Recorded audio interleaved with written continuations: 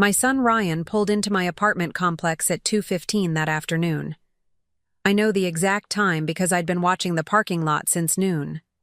The turkey sandwich I'd saved from St. Michael's soup kitchen the day before sat on a paper plate on my counter. I'd planned to reheat it in the microwave, maybe add some of the free crackers they give you in the little plastic packets, make it look like I'd prepared something. But when I saw his Tesla, black, the expensive model, the one that costs more than I made in 3 years of teaching, I left the sandwich where it was. He didn't come alone. My sister Melissa arrived 10 minutes before him in her Lexus. She was wearing a cream-colored coat I'd seen on the Nordstrom website for $897. I know because I'd clicked on it once, just to see what that kind of money bought you. Melissa hugged me at the door. Her perfume cost more than my electric bill. "Ellie," she said, "Merry Christmas." She didn't ask why my apartment smelled like mildew. She didn't ask why the heat was set to 62 degrees. She didn't ask why I was wearing the same red cardigan I'd worn to Thanksgiving, the one with the pulled thread at the left cuff. Ryan came in carrying a poinsettia in a gold foil wrapper. He kissed my cheek. He smells like his father used to. Expensive aftershave, the kind they keep behind the counter at department stores. He's 41 now, tall. His hair's going gray at the temples in that way that makes men look distinguished instead of old. "Mom," he said, "you look great." "I don't look great. I look like a woman who's lost 18 pounds in 4 months because she eats 1 meal a day at a soup kitchen and whatever she can stretch from a $1,240 Social Security check." But I smiled. I said thank you. I asked if he wanted coffee. "We can't stay long," he said. "Jules is coming in about an hour. She's finishing up a thing." A thing. Juliana. Jules. My daughter-in-law. She of the $160,000 Range Rover and the yoga retreats in Sedona, and the closet that could fit my entire apartment inside it. She was finishing up a thing. We sat in my living room. Melissa took the armchair. Ryan took the couch. I sat in the folding chair I'd bought at Target in 1998. The fabric's worn through on the seat. You can see the metal frame if you look close. Ryan put the poinsettia on my coffee table. The coffee table is from IKEA. I bought it in 2003 with a coupon. One of the legs is shorter than the others, so I keep a folded piece of cardboard under it. The poinsettia cost maybe $12. The gold foil made it look expensive. "So, Mom," Ryan said. He leaned back. He was wearing dark jeans and a sweater that probably cost $300. "How've you been, really?" "I'm fine," I said. Melissa looked at me. She didn't say anything. "We worry about you," Ryan said. "You know that, right? Especially after Dad died. Thomas died on October 9th, 2018. Heart attack. He was 61. We'd been married 35 years. When he died, I got his pension, $1,104 a month. Add that to my Social Security, I was pulling in $2,344 a month before taxes. After taxes, about $2,100. My rent was $890. Electric averaged $73. Phone $45. Internet $59 because you need internet now for everything. Water $32. That left me about $900 a month for food, gas, medication, everything else. You do the math. I'm managing, I told Ryan. He nodded. He smiled. It was the smile he uses in photographs on his company website. I've seen it. Ryan Morrison, Chief Executive Officer. There's a picture of him standing in front of a glass building with his arms crossed. That smile says I'm approachable. I'm competent. Trust me with your money. That's good, he said. Because, Jules and I have been talking. We want to make sure you're taken care of. Melissa shifted in her chair. She crossed her legs. Her boots were black leather, knee-high, with a heel. Expensive. You don't need to worry about me, I said. But we do, Ryan said. You're our family. You're my mom. He said it like he was reading from a script. Maybe he was. Maybe Jules wrote it for him. We've been sending you money, he said. Every month. For, what is it now? Over 2 years I looked at him. My mouth went dry. $8,000, he said. Every single month. Wire transfer. Jules handles it. But I see it on the statements. I just want to make sure. He leaned forward. His face was open, concerned. Mom, do you like the $8,000 we've been sending you? Is it enough? Because if you need more... The room tilted, just a little. Just enough that I had to grip the armrests of the folding chair. Ryan, I said. My voice sounded far away. I haven't received any money. He blinked. What, no wire transfers, I said. No $8,000. Nothing. Melissa uncrossed her legs. She looked at Ryan. Then she looked at me. Ryan laughed. It was a short laugh, confused. Mom, that's not... Jules showed me the confirmations. I've seen them. $8,000 a month, every month since October of 2021. October of 2021. 29 months ago. 8,000 times 29. $232,000. I don't know what to tell you, I said. My hands were shaking. I folded them in my lap. I've never seen a penny. Melissa opened her mouth. She closed it. She looked down at her boots. Ryan pulled out his phone. He tapped the screen. He scrolled. He turned the phone toward me. Look, right here. Transferred to Eleanor Morrison. That's you. $8,000. December 1st. I looked at the screen. The font was small. There was a name, E. Morrison. There was an account number. There was a routing number. None of it was mine. Ryan, I said, that's not my account. He pulled the phone back. He stared at it. What do you mean I don't have that account number, I said.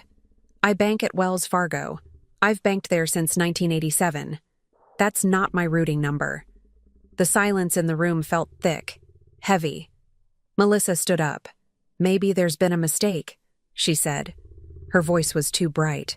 Banks make mistakes all the time. Ryan wasn't listening to her. He was scrolling through his phone again. Faster now. This doesn't make sense. Jules set this up. She said she talked to you about it. She never talked to me about anything, I said. But she told me. He stopped. He looked up.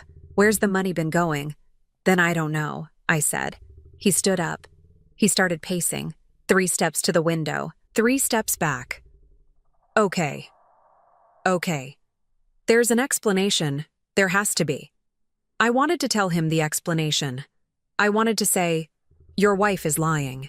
Your wife has been stealing from you for over 2 years. Your wife created a fake account and you never bothered to check if I actually received anything, because you trusted her and you didn't trust me, but I didn't say it. Because at that moment, the front door opened. Jules walked in. She was wearing a white cashmere coat. It went down to her knees. Her boots were caramel-colored suede. Her hair was blown out, smooth, shining. She smelled like expensive department stores, something floral and clean and completely out of place in my apartment with its mildew smell and its broken heat, and its coffee table with the folded cardboard shim. Hey, babe, she said to Ryan. Then she looked at me. Merry Christmas, Eleanor. She calls me Eleanor, not Mom, not Ellie, Eleanor. She was carrying 2 shopping bags, Saks, 5th Avenue. She set them down on the floor by the door. I brought gifts, she said. She smiled. Her teeth were very white. Ryan turned to her. His face was pale. Jules. Mom says she never got the money. Jules blinked. What money? The transfers. The $8,000 a month. Jules looked at me. Her expression didn't change. Eleanor, she said. Are you feeling okay? That's when I knew. I'm fine, I said. Because Ryan told me you've been having some trouble lately. She came further into the room. She took off her coat. Underneath, she wore a cream silk blouse and black trousers. Memory issues. Confusion. I don't have memory issues, I said. It's nothing to be ashamed of, Jules said. Her voice was soft, soothing, like she was talking to a child. My grandmother had dementia. It started small, forgetting conversations, losing track of bills. Melissa sat back down in the armchair. She didn't look at me. I haven't forgotten anything, I said. I'm telling you I never received money because I never received it. Jules reached into her purse. She pulled out her phone. She tapped the screen a few times. Then she turned it toward Ryan. Here. Look. The Zelle confirmations. Every month. Sent to Eleanor Morrison. Ryan took the phone. He looked at the screen. He scrolled. I stood up. My legs felt weak. That's not my account. Eleanor, Jules said. She put her phone back in her purse. I think maybe we should talk about getting you some help. There are wonderful memory care facilities. I don't need a memory care facility, I said. My voice was too loud. I didn't care. I need you to stop lying. The room went silent. Ryan looked at me. Mom, she's lying, I said. She never sent me money. I've been eating at St. Michael's Soup Kitchen 5 days a week because I can't afford groceries. I'm 3 months behind on rent. My landlord threatened to evict me last week. If she's been sending $8,000 a month, where the hell is it? Jules's face didn't change. She looked at Ryan. Babe, she said quietly. I think your mom needs to rest. Ryan looked at me. Really looked at me. For the first time in maybe 2 years, he looked at me like he was trying to see me. He saw the cardigan with the pulled thread. He saw the folding chair with the worn fabric. He saw the sandwich on the paper plate in the kitchen, visible through the doorway. He saw the apartment with its mildew smell and its cold air and its IKEA furniture from 2 decades ago. Mom, he said. His voice cracked. Is that true? About the soup kitchen? I didn't answer. I couldn't. Jules put her hand on his arm. Ryan, honey, let's not do this on Christmas. He pulled his arm away. Answer the question, Mom. Yes, I said. It's true. He sat down on the couch. He put his head in his hands. Melissa stood up. I should go, she said. Nobody stopped her. She picked up her purse. She walked to the door. She didn't look back. Jules stayed where she was. She was very calm, very still. Eleanor, she said, I'm sorry you're struggling. I really am. But I have proof of every transfer. If the money isn't reaching you, maybe you should check with your bank. It's not my bank, I said. It's not my account. She smiled. It was a small smile. Sad, almost. I hope you figure it out, she said. She looked at Ryan. Babe, we should get going. Your mom needs some space. Ryan didn't move. Jules picked up her coat. She picked up the shopping bags from Saks. The gifts are by the door, she said. Whenever you're ready. She left. Ryan and I sat there. The poinsettia on the coffee table looked obscene, shiny and expensive and completely wrong. Mom, Ryan said finally. Why didn't you tell me I tried? I said. When September? I called you. I said I needed to talk. You said you'd call back. You never did. He closed his eyes. October, I said. I left a voicemail. November. I sent an email. I didn't see... You didn't look, I said. He stood up. He walked to the window. Outside, it was starting to get dark. The streetlights were coming on. I'll figure this out, he said. I promise. He left 20 minutes later. He didn't take the poinsettia. I threw it in the dumpster that night. I found the bank statement 3 days later. It was stuck in the bottom of one of the Saks bags Jules had left behind. She must have grabbed the wrong bag from somewhere. The paper was folded in half. Account name Elena Morrison. Account holder address, a P.O. box in Austin I'd never heard of. Elena, Jules's birth name. The one she stopped using when she married Ryan. Elena Morrison, not Eleanor. The account had been opened October 4th, 2021. The balance as of November 30th, 2023, $219,412.63. I sat on my folding chair in my cold apartment with that bank statement in my hands, and I didn't cry. I didn't scream. I didn't call anyone. I just sat there looking at the number. $219,412. And I thought, she's been buying her life with my son's guilt. The soup kitchen opens at 5:30 every weekday evening. I was there at 5:28 on December 28th. Pastor Ben saw me come in. He waved. He knows my name now. He knows I take my coffee black with 2 sugars. He knows I always say thank you. He doesn't know my son is a millionaire. He doesn't know my daughter-in-law is a thief. Not yet. I didn't sleep the night I found that bank statement. I sat at my kitchen table under the fluorescent light that buzzes, and I did math. $219,000 in the account. Ryan said transfers started October 2021. 29 months. 8,000 times 29 is 232,000. 12,000 missing. Jules had been spending it. I made coffee at 4 a.m. Folgers, the cheap kind.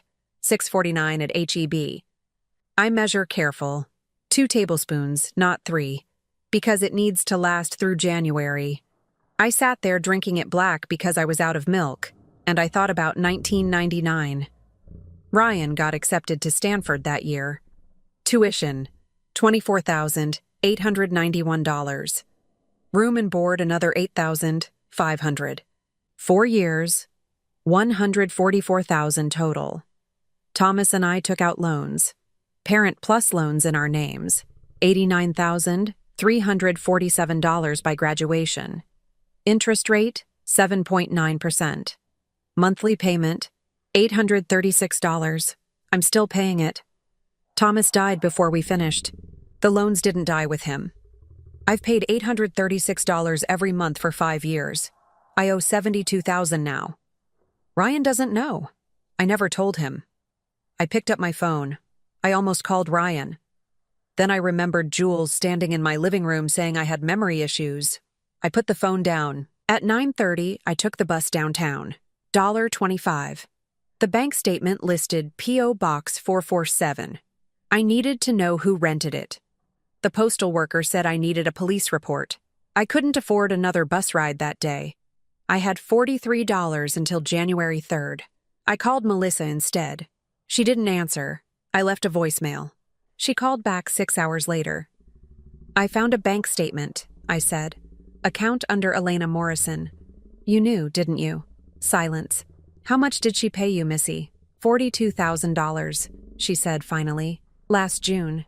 She said it was a gift. A gift for what? For not telling you. She said you'd sabotage Ryan's marriage. She said you were jealous. And you believed her. You've always been the favorite, Ellie. Mom and Dad loved you more. You had the perfect life. What did I have? A husband who left me and a condo I can barely afford. So yes, I took the money. I hung up. At 5:15, I walked to St. Michael's, 1.3 miles, 39 degrees. My hands were numb when I got there. Pastor Ben was setting up tables. We served beef stew and cornbread. 43 people showed up. I sat next to Leonard, 71, veteran. We didn't talk much. People at the soup kitchen don't ask questions. I got home at 7:45, 16 missed calls, 12 from Melissa, 4 from a number I didn't recognize. 1 voicemail. Jules. Eleanor, this is Juliana. Ryan's very upset. I think we need to talk. Woman to woman.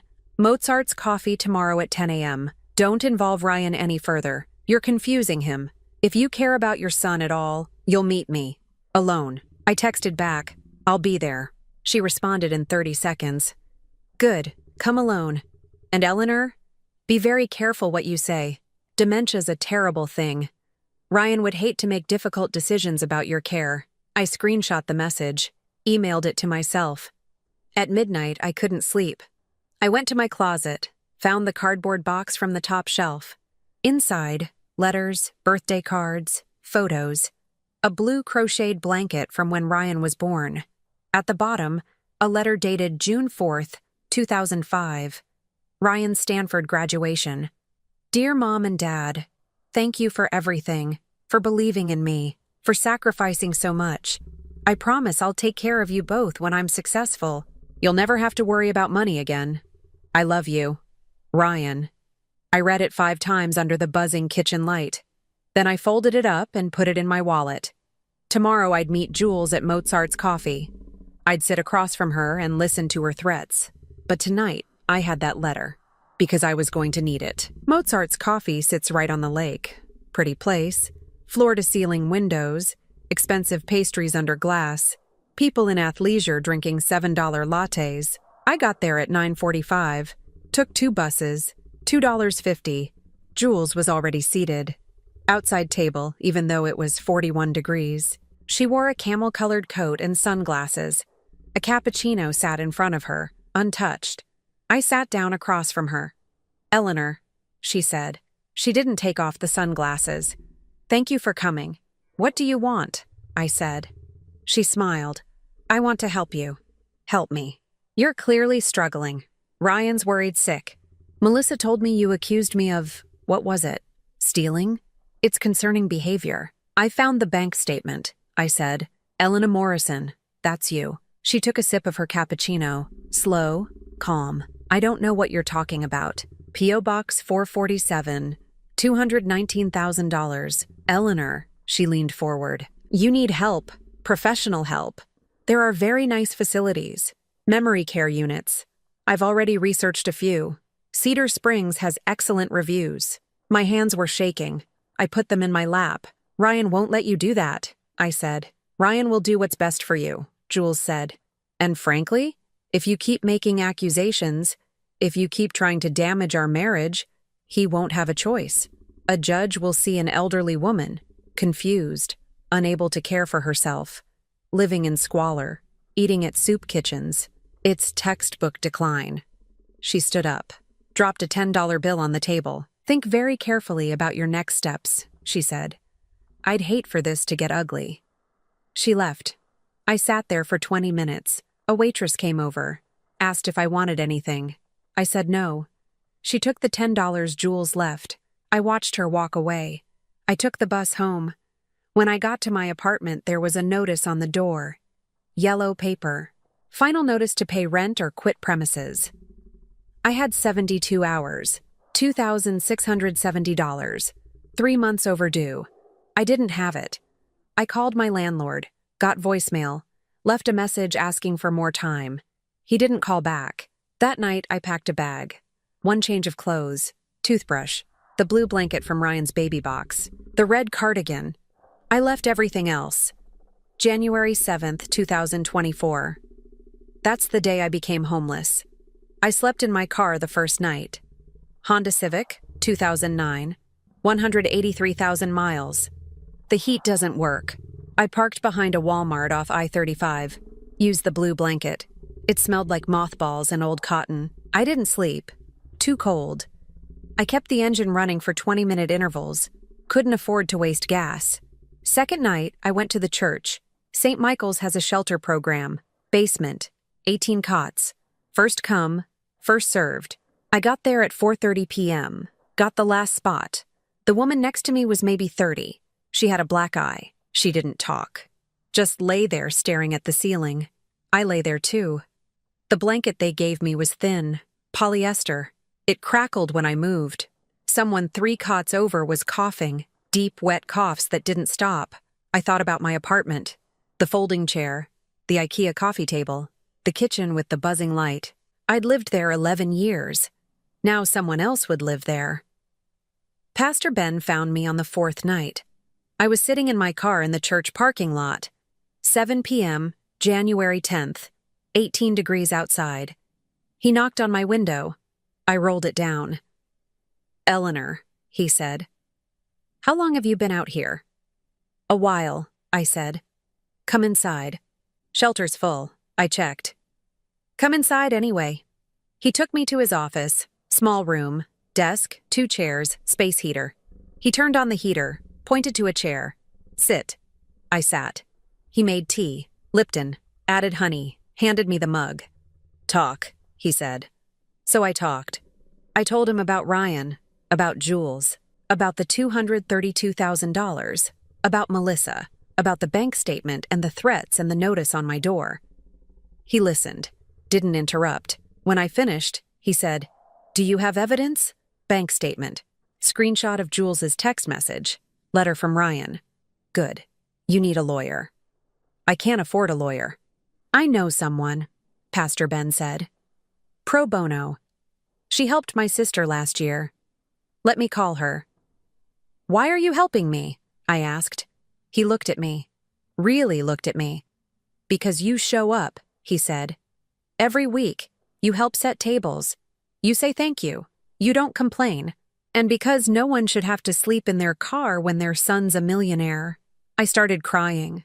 not loud. Just quiet tears I couldn't stop.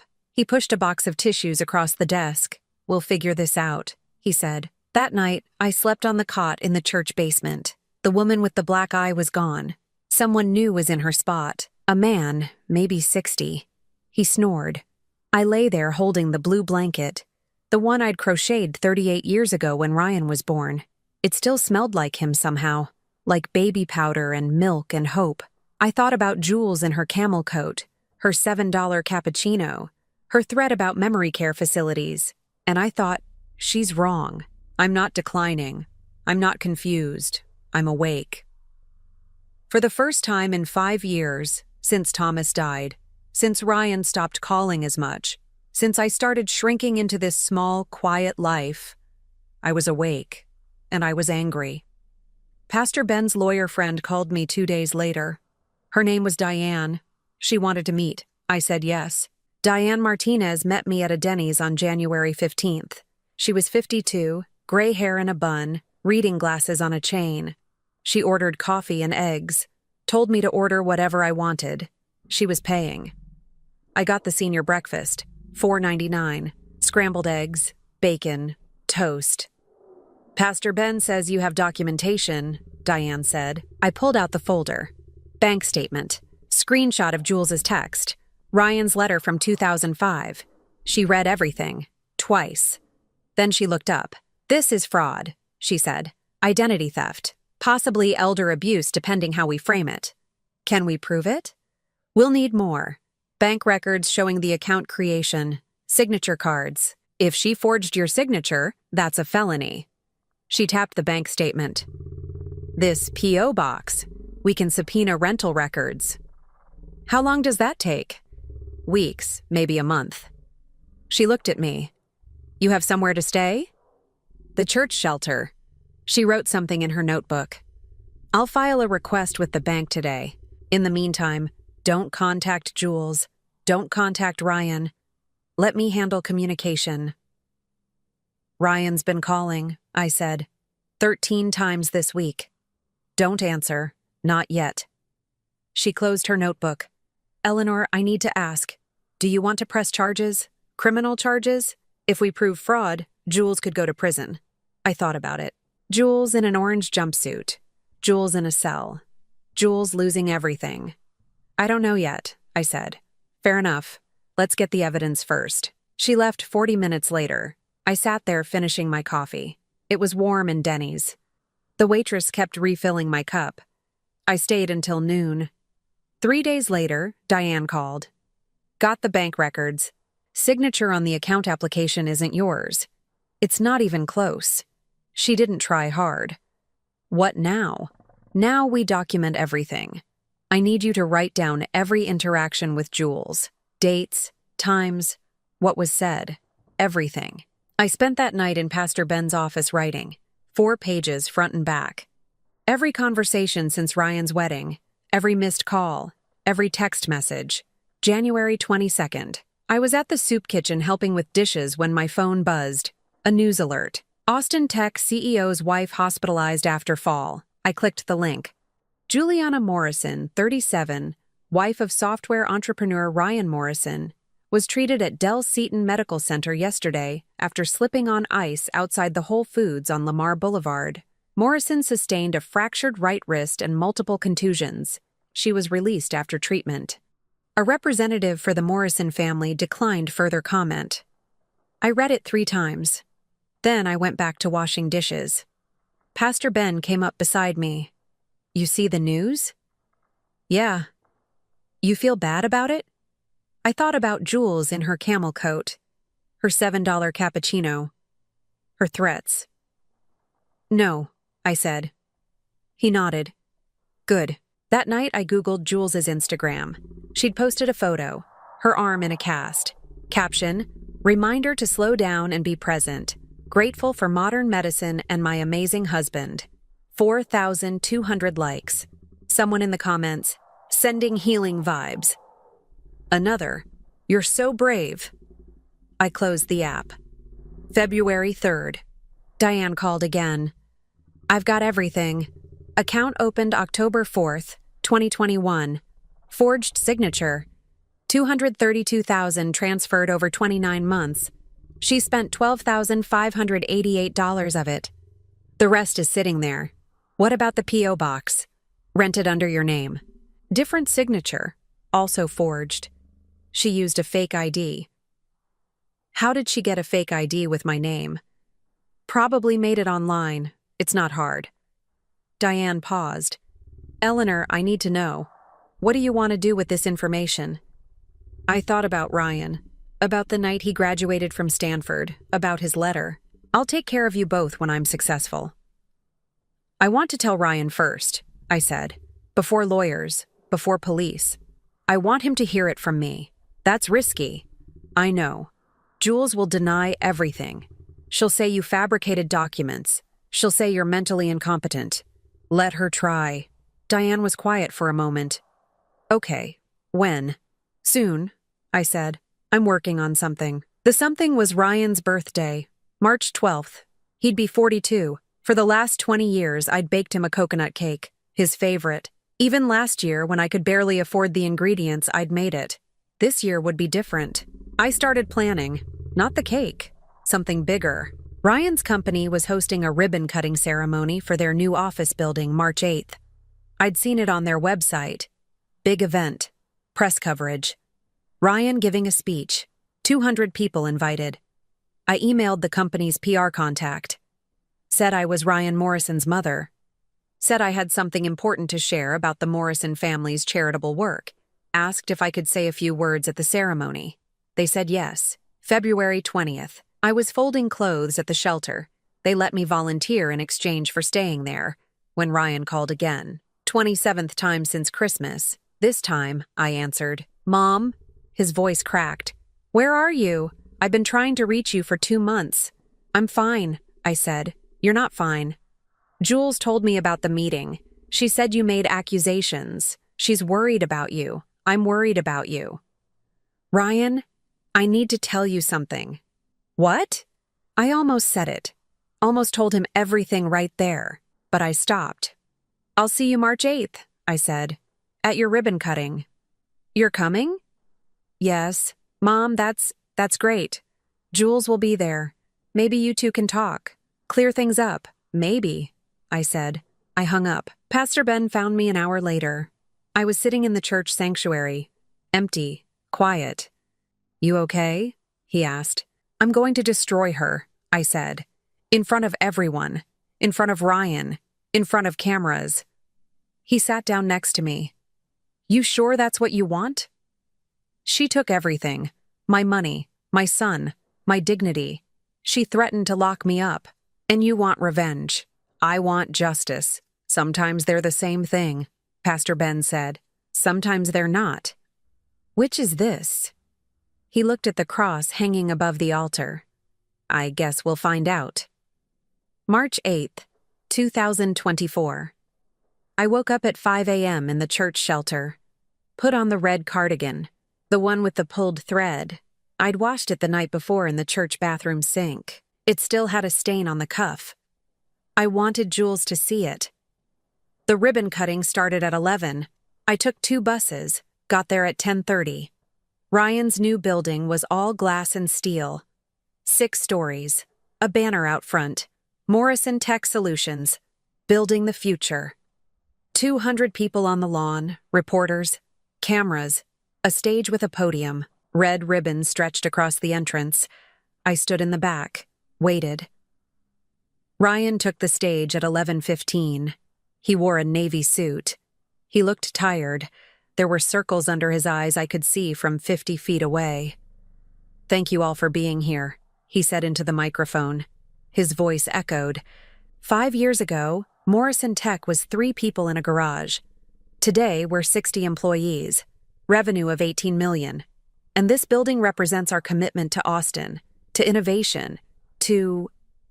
Jules was standing beside the stage, white dress. The cast on her wrist was gone. She was smiling. Ryan kept talking. Growth projections, market expansion, community investment. Then, before we cut the ribbon, I want to invite someone special to say a few words. My mother, Eleanor Morrison, is here today. Polite applause. People turned, looking for me. I walked forward, through the crowd. People moved aside. Ryan saw me. His face changed. He'd expected me in something nice, professional. Instead, red cardigan with a stain. Old jeans, sneakers from Goodwill. I climbed the steps to the stage. He hugged me, whispered, "Mom, you okay?" "I'm fine," I said. He handed me the microphone, stepped back. I looked out at 200 faces, at the cameras, at Jules standing 10 feet away, still smiling. "My name is Eleanor Morrison," I said. My voice shook. I steadied it. "I'm Ryan's mother. I raised him alone after his father died. I worked as a school librarian for 31 years. I sold my house to help fund Ryan's first business. I'm very proud of him." People were nodding, warm smiles. This was going well. "I'm also homeless," I said. The smiles stopped. "For the last 2 months, I've been sleeping in a church shelter. Before that, I slept in my car. I eat at St. Michael's Soup Kitchen 5 days a week. My Social Security check is $1,240 a month. I'm $3,000 behind on medical bills." Ryan's face went white. Jules's smile disappeared. "Ryan believes he's been sending me $8,000 a month for the last 29 months, $232,000 total. He has bank statements proving it." I pulled papers from my pocket. Diane had printed them. I held them up. "But I never received that money. The account isn't mine. It belongs to someone named Elena Morrison. Elena is my daughter-in-law's birth name. Juliana Elena Rodriguez. She created a fake account, forged my signature, rented a P.O. box under my name. And for 29 months, she deposited money her husband thought was helping me." Silence. Complete silence. $232,000, I said again, while I ate soup kitchen meals, while I lost my apartment, while I slept in my car in January when it was 18 degrees outside. A reporter in the front row was writing frantically. Jules moved, tried to walk toward the stage. Someone blocked her, one of Ryan's employees. "I have documentation," I said. "Bank records, forged signatures, text messages where Juliana threatened to have me declared mentally incompetent if I told anyone. I have all of it." Ryan made a sound. Not quite a word. Just a sound. I looked at him. "I have the letter you wrote me when you graduated Stanford," I said. "June 4th, 2005. You promised you'd take care of me and your father when you were successful. You said we'd never have to worry about money again." His eyes were wet. "I'm not telling you this to hurt you," I said. "I'm telling you because you're my son, and you deserve the truth." I handed the microphone back to him. He didn't take it. It fell, hit the stage. Feedback screamed through the speakers. Ryan walked off the stage. Fast. People moved aside. He went into the building. Jules stood there, camera flashes going off. Someone shouted a question. She didn't answer. Just turned and walked toward the parking lot. I stayed on the stage. A woman came up. Press badge. "Mrs. Morrison, can you verify?" "Everything I said is true," I told her. "My lawyer has copies of all documentation." More reporters. More questions. I answered them. "Yes, I'm pressing charges. Yes, I have legal representation." No. Ryan didn't know. After 20 minutes, Diane appeared. She'd been waiting in the parking lot. "That's enough," she told the reporters. She took my arm. "Come on, Eleanor." She drove me back to the church. We didn't talk. When we got there, Pastor Ben was waiting. "You did it," he said. "Yeah." "How do you feel?" I sat down on the church steps. "I don't know." My phone rang. "Ryan." I answered. "Mom." He was crying, full, gasping sobs. "Mom, I didn't know. I swear to God I didn't know." "I know," I said. "Where are you?" "St. Michael's Church. I'm coming, don't move, please." He hung up. Diane sat next to me. "You ready for this?" "No," I said. Ryan got there 12 minutes later. His suit jacket was gone. His tie was loose. He looked like he'd aged 5 years. He saw me sitting on the steps. Stopped. just stood there. "Mom," he said. I stood up. He walked forward, fell to his knees in front of me, put his head against my stomach, cried like a child. I put my hand on his head. "I'm so sorry," he said. "I'm so sorry. I should have checked. I should have visited. I should have known." "You were busy," I said. "That's not an excuse." He looked up at me. His face was destroyed. "Tell me what to do. Tell me how to fix this." "I don't know if you can," I said. "I'll give you everything. The house, money, whatever you need." "Ryan, Jules is gone. I told her to leave. I called a lawyer. I'm filing for divorce. But if you want me to press charges, if you want her arrested, I'll do it. Whatever you want." I looked at Diane. She looked at me. "There's a problem," I said. "If Jules goes to prison, you lose credibility. Your board might force you out. Your business could collapse. I don't care." "I do," I said. "You worked for this. You built this. I won't let her destroy that too." He shook his head. "Mom, none of it matters if it matters to me," I said. Pastor Ben stepped forward. "Maybe there's another way. Restitution. A legal settlement. She returns everything. Admits guilt in writing. Consequences without total destruction." Ryan looked at me. "Is that what you want?" I thought about Jules in her white dress, her smile, her cast-free wrist. I thought about justice versus revenge. "Yes," I said, "but she pays back every dollar, and she's gone. Out of Texas, out of your life." "Done," Ryan said. He stayed on his knees, looking up at me. "Can you forgive me?" he asked. I looked at my son, 42 years old. Successful, broken. "Ask me in 5 years," I said. The settlement took 6 weeks. Diane handled everything. Jules didn't fight. She couldn't. The evidence was bulletproof. Terms. Jules returned $232,000, plus $50,000 for emotional damages and restitution. Total, $282,000. She signed a confession, notarized, admitting fraud, identity theft, forgery. If she ever contacted me or Ryan again, we could use it in criminal court. She had 30 days to leave Texas. Ryan paid my debts. Medical bills, $6,200. Back rent, $2,670. Student loans in my name, $72,118. Total, $80,988. He bought a duplex in Hyde Park. Paid cash, $1.9 million, 2 units. I got the smaller one. 2 bedrooms, 1 bath, hardwood floors, a kitchen with new appliances, windows that didn't have cracks. He took the larger unit upstairs, said he wanted to be close, in case I needed anything. I moved in April 23rd. Pastor Ben helped. Brought the blue blanket from the shelter, the red cardigan, the folding chair I'd left behind in my old apartment. Someone had saved it. Ryan bought me furniture. I told him not to. He did it anyway. A real couch, a bed with a good mattress, a coffee table with 4 even legs. "Mom," he said, "please, let me do this." I let him. Jules's departure made the news. Not the big papers, just the society blogs. Tech wife leaves Austin amid personal issues. They didn't name me. They didn't mention the fraud. Diane had insisted on a non-disclosure clause for the press, protecting Ryan's reputation. But people knew. They always know.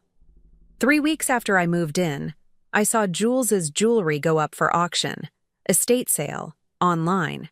Her engagement ring, $31,000 estimated value.